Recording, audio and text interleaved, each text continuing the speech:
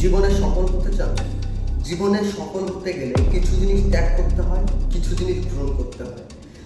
জীবনের সফলতা পেতে গেলে সর্বপ্রথম যেটা আপনাকে ত্যাগ করতে হবে, রাগ, অভিমান, ভালোবাসা। এই তিনটে জিনিসের বসবাস যার মধ্যে থাকবে তার সফলতা আসা অসম্ভব। যেটা আপনার করা উচিত অদম্য জেদ এবং কাজের প্রতি ভালোবাসা।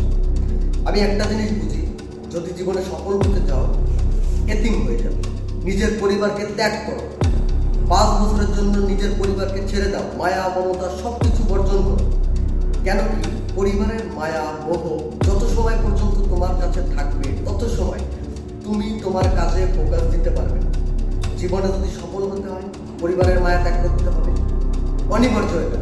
পরিবারের মায়া ত্যাগ করো, একদম বলছি এতিম হয়ে যাও, এবং শুধুমাত্র কাজকে ভালোবাসো, কাজকে সময় দাও।